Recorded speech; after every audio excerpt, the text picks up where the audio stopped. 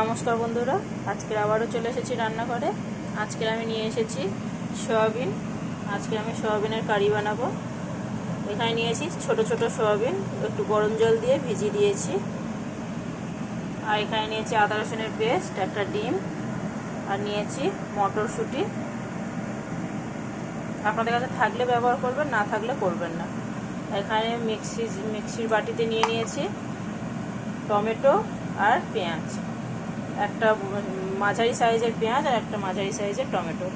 তো আমি এটাকে আগে পেস্ট বানিয়ে নেব, তারপরে চলে যাচ্ছি রান্নাতে। আমি এখানে কড়াই বসিয়ে দিয়েছি। কড়াইতে দিয়ে দেবো তেল, দিয়ে দিচ্ছি একটু নুন, একটুখানি হলুদ গুঁড়ো।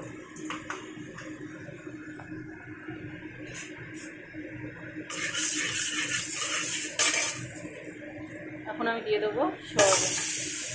সয়াবিনটা আমি ভালো করে ভেজে তুলে নেব। সয়াবিন ভাজার মধ্যে আর একটা জিনিস দেবো, একটু ভাজা হোক তারপরে দিচ্ছি।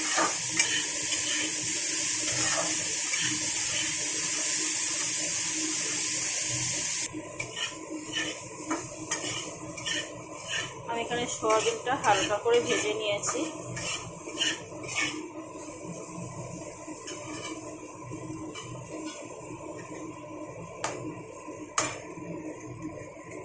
এই অবস্থা দিয়ে দেবো একটা ডিম।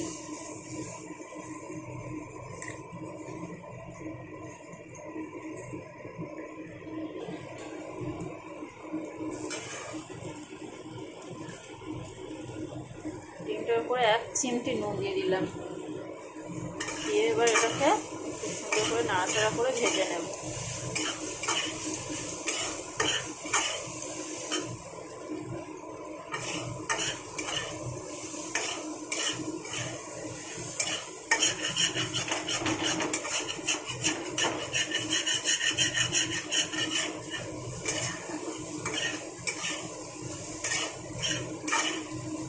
এটাকে একটু খুব সুন্দর নাড়াচাড়া করে ভেজে নিই।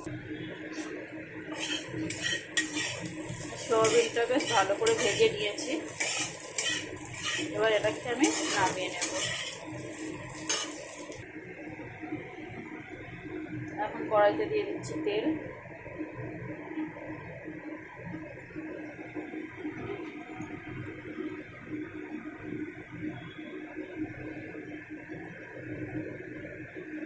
দিয়ে দিচ্ছি একটা শুকনো লঙ্কা, দুটো তেজপাতা,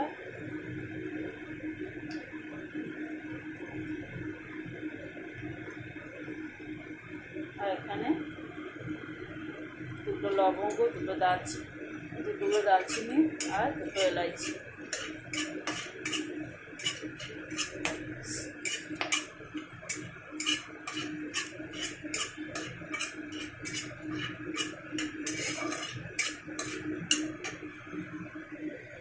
এখানে আমি এখন দিয়ে দেবো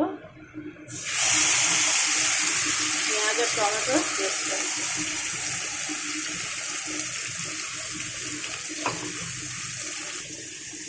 সাথে এখানে দিয়ে দিচ্ছি আদা রসুনের পেস্ট।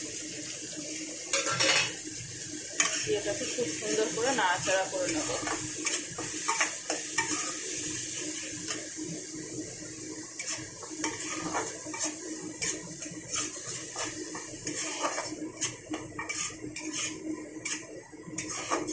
মশলাটা ততক্ষণে ভাজা হোক, আমি এদিকে গুঁড়ো মশলাটা একটা বানিয়ে ফেলি।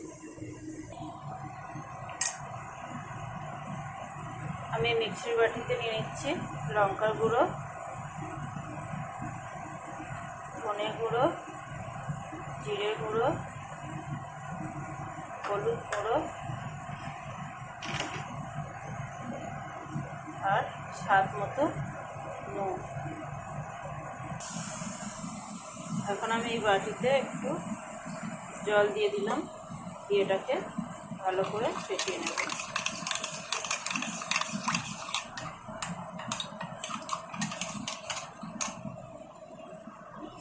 আমার এখানে মশলাটা ভাজা হয়ে গেছে।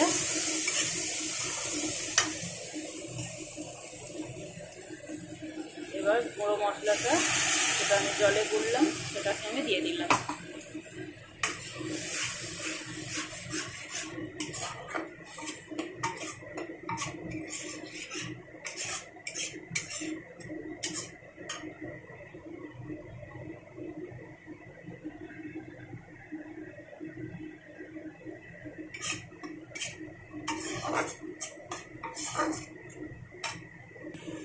এখানে মশলাটা খুব সুন্দর করে কষে নিয়েছি। নেবার পরে দিয়ে দিলাম মটরশুঁটিটা।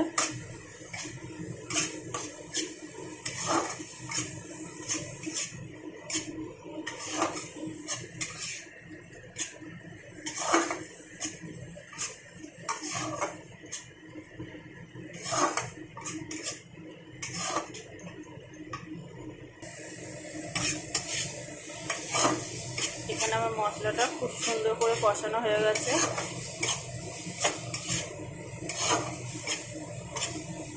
এখন আমি এখানে জলটা দিয়ে দেবো।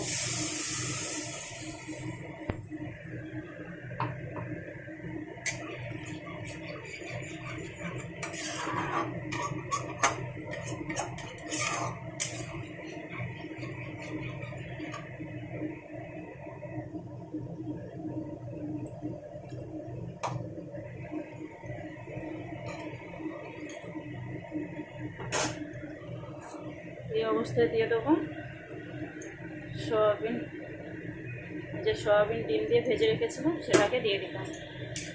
দিয়ে একটু নাড়াচাড়া করে এবার এটাকে ঢেকে কিছুটা ফুটতে দেবো।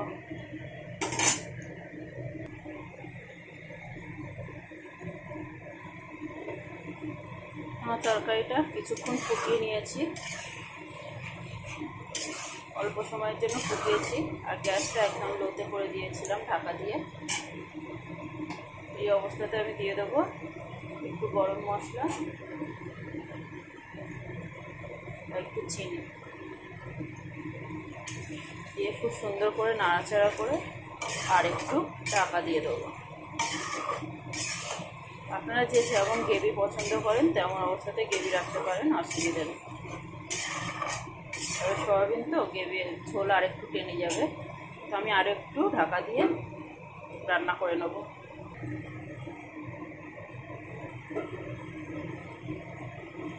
তো বন্ধুরা, আমার রেসিপিটা পুরোপুরি কমপ্লিট।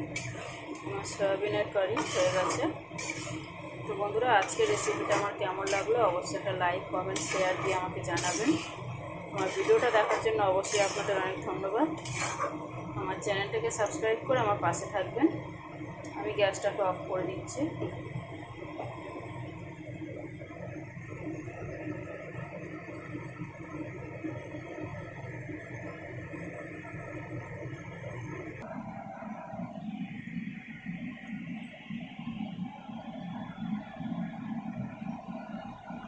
টাটা বন্ধুরা।